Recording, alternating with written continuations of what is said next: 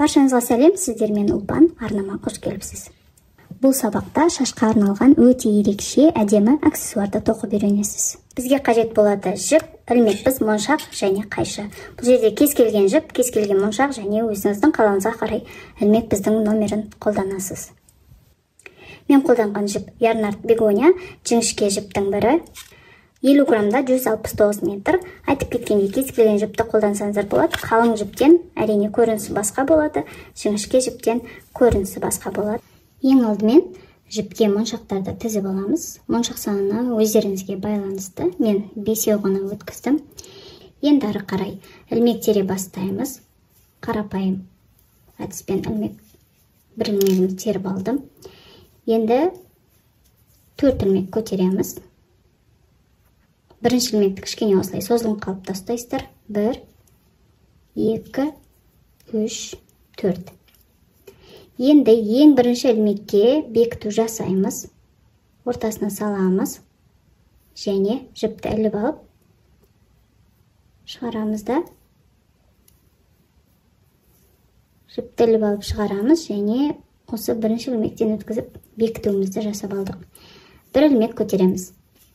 Енді қазір осы шеңберге біз барлығы 10 ілмек тоқимыз. Столбик без накида. Дәл ортасынан саламыз. Міне бізде ортасы. Және 10 ілмек көтереміз. 1, яғни тоқимыз. 2. Мына жіпті қосымша ішіне жасырып кетсек болады ортасына. Жіптің ұшын осы бірден ұстап отырып жасырып кетсек болады. Жіпті тартып отырып, шеңбердің ішіне 10 ілмек тоқып аламыз.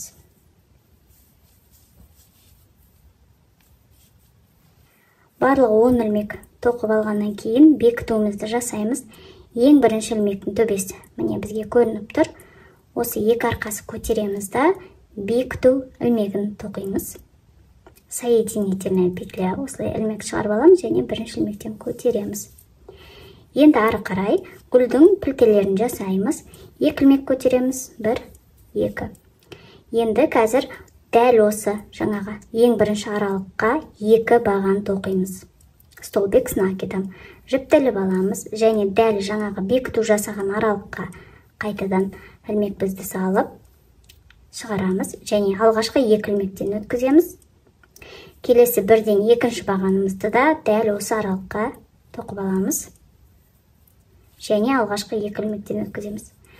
3 ілмек жіпті орап үшеуінен бірге өткіземіз. Енді кезекте екінші ілмекті қараңыздар. Екінші аралық міне. Осының төбесіне бекіту жасаймыз. 2 арқасынан бірде өткіздік. Жіпті іліп аламыз жай ғана және бірінші ілмектен өткіземіз. Бір пілтені жасадық. Келесі екінші пілтені жасау үшін қасындағы аралыққа өтеміз. Міне бізде қасындағы аралық, яғни келесі үшінші аралық. Және бұл жерден біріктіру әдісімен жасап аламыз. Соединительная петля. Енді осы аралыққа екінші пілтеміз жасаймыз. 2 ілмек көтереміз. Және 2 баған тоқимыз. Жіпті іліп аламыз. Дәл осы аралыққа қайтадан бірінші бағанымыз 2 ілмектен өткіземіз. Және келесі екінші бағанымызды және 2 ілмектен өткіземіз. Енді 3 ілмектен бірдей өткізіп, келесі қасындағы аралыққа бекітуімізді жасап аламыз. Шығарамыз, бірінші ілмектен өткіземіз. Келесі үшінші пілте жасау үшін қасындағы аралыққа өтеміз және бекіту ілмегін жасаймыз. 2 ілмек көтереміз. Енді дәл осы аралыққа 2 баған тоқылады. Бірінші баған. Алғашқы 2 ілмектен өткіземіз. Және келесі екінші баған дәл осы аралыққа. Және 2 ілмектен өткіземіз. Енді 3 ілмектен бірдей өткіземіз. Қасындағы аралық табамыз. Қасындағы аралыққа бекіту әдісін жасаймыз. Және келесі пілтені жасау үшін қасындағы аралыққа өтіп, тағы да бір бекіту ілмегін жасап аламыз. 2 ілмек көтереміз. Және осы аралыққа 2 баған тоқимыз.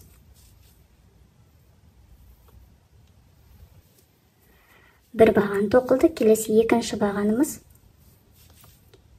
алғашқы 2 ілмектен және 3 ілмектен бірдей өткіземіз. Кезекті аралықты табамыз және бекіту ілмегін жасаймыз. Және соңғы пілте жасау үшін келесі аралыққа өтіп, бекіту ілмегін жасап аламыз. Бірінші 2 ілмек көтереміз. Және дәл осы аралыққа 2 баған тоқылады. 1 және 2-ші баған. 3 ілмектен өткіземіз. Енді қасында қарасаңыздар, бір бізде осы аралық қалды. Осы аралыққа бекітуімізді жасаймыз. Соңғы бекіту. Міне, осымен біз гүлімізді жасап алдық. Келесі кезекте 10 немесе 15 ілмек көтереміз. Әркімнің өзінің қалауына қарай. Гүлдің аралығы қаншалық болу керек? Өзіңіз таңдайсыз. 4, 5, 6, 7, 8, 9, 10. Мен 10 аралық көтердім.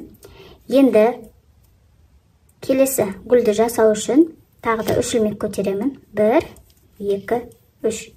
Енді қараңыздар, 3 ілмектен төмен түсіп, 3 ілмектен кейінгі, яғни төбеден санаған кезде 4-ші ілмекке жаңағылай бекітуімізді жасап аламыз. Және жаңағы әдістерді қайталаймыз. Яғни осы аралыққа қазір 10 ілмек тоқимыз. Ол үшін бірінші 1 ілмек көтеріп аламыз. Одан кейін ортасына 10 ілмек тоқимыз. 1, 2, 3. Енді қараңыздар, мына жіпті жай ғана астына қарай жібереміз. Мен осындай әдіспен ары қарай тоқуымызды жалғастырамыз. 4, 5, 6, 7,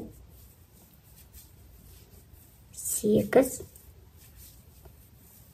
9 және 10-шы. Енді осы гүлге мен ортасына моншақ жіберемін. Қараңыздар, моншақты жіберу үшін жай ғана қарапайым әдіспен түбіне дейін жылжытып аласыздар да. Міне моншақ түбіне дейін жылжытып алғаннан кейін қараймыз, барлығы оң бетінде тұрма, ілмектерімізді қараймыз. Енді қазір осы ортадан жоғары қарай шығарамыз моншағымызды. Итеріп. Міне жоғары қарай шығарып алдық. Енді ең бірінші ілмегіміз табамыз. Міне бізде ең бірінші ілмектің 2 арқасы өткіземіз да, бекіту, яғни соединительная петля жасаймыз. Жіпті іліп аламыз да, жай ғана ілмектен өткізіп аламыз. Енді жаңағы әдістер қайталанады. Гүлдің пілтелерін жасаймыз. 2 ілмек көтереміз. Және дәл жаңағы бекіту жасап алған аралыққа 2 баған тоқылады. 1 және келесі 2-ші баған. 3 ілмектен өткіземіз. Және қасындағы аралыққа бекіту жасаймыз. Енді келесі 2-ші пілтені жасау үшін кезекті аралыққа өтеміз да, тағы да бекіту жасаймыз. Ары қарай осы әдіс қайталанады. Яғни пілте жасаймыз, келесі аралыққа бекіту, пілте, одан кейін бекіту деген сияқты мына гүлді тоқыған әдістерді қайталаймыз. Жаңағы әдістерді қайталап отырып, қараңыздар, белгі басында мен 3 гүл жасадым. Бұл жерде 3 гүлге де моншақ орналастырдым. Одан кейін ортасында белгілі бір қатар ілмек тоқимыз, яғни белгілі ілмек санын тоқимыз. Ол сіздің өздеріңіздің қаншалықты ұзындық жасауларыңызға керекті. Ілмек саны әркімнің өзінің қалауына қарай болады. Одан кейін 2-ші бөлігінде мен ешқандай моншақ қоймай 3 гүлмен аяқтадым. Сол кезде қараңыздар, ортасынан бөлген кезде менде осындай ұзындық болды. Тоқылу техникасын түсініп алдыңыздар деген ойдамын. Ары қарай өздеріңіз осы бойынша тоқи бересіздер. Менің осы көрсеткен дайын үлгіме қарап жасасаңыздар да болады, немесе барлық ұзындыққа дейінде осы гүлдерді жасап шықсаңыздар да әркімнің өзінің фантазиясына қарай тоқи бересіздер. Және гүлдердің арасындағы ілмек саны 10-15 немесе өздеріңіздің қалауыңызға қарай ұзара береді. Мен өзіме керекті ұзындықта тоқып алдым. Жаңа айтып кеткендей 3-ші гүлімді де тоқыдым. Ортасында 50 ілмек тастадым да, одан кейін соңғы жағын қараңыздар, құры моншақпен аяқтап жатырмын. Қазір бұл тәсілді де көрсетіп кетейін. Моншақты қараңыздар, белгілі осы қатар тоқып алғаннан кейін, яғни белгілі ілмек санын тоққаннан кейін түбіне алып келеміз да, Өте қарапайым тоқылады. Моншақты түбіне алып келіп аламыз. Және жай ғана жіпті іліп алып, бір ілмек тоқимыз. Міне осымен бізде моншақ бекітілді. Мен осымен аяқтаймын. Бір және екі ілмек тоқимын да, қазір жіпті қиып алып, одан кейін жіпті бекітемін. Жіпті тартып шығарамыз. Болды. Осы тұстан бір-екі түйін жасаймын да, жіптің ұшын кішкене қалдырып қия саламын. Мына тұста біз жібімізді осы аралыққа да жасырып шығып, түйіп, қиып тастауға болады. Сонымен бізде осындай шашқа тағатын әдемі аксессуар пайда болады. Қараңыздар, әркімнің өзінің фантазиясына қарай әртүрлі нұсқада тоқып алуға болады. Немесе жіпті түбінен қимай осындай ұзындыққа қалдырсақ та, меніңше өте әдемі, ерекше көрінеді. Мен енді ары қарай көремін қолдану барысында. Мен сабағым аяқталды. Арнама тіркеліп кетуді ұмытпаңыздар және қоңырауша белгісін басып, барынша лайк, комментарий қалдырып, тоқымаға қызығатын досыңызбен бөлісіп қойсаңыз. Назарыңызға рахмет, пайдалы болсын. Сіздермен болған мен Ұлпан. Келесі сабақта кездескенше сау болыңыз.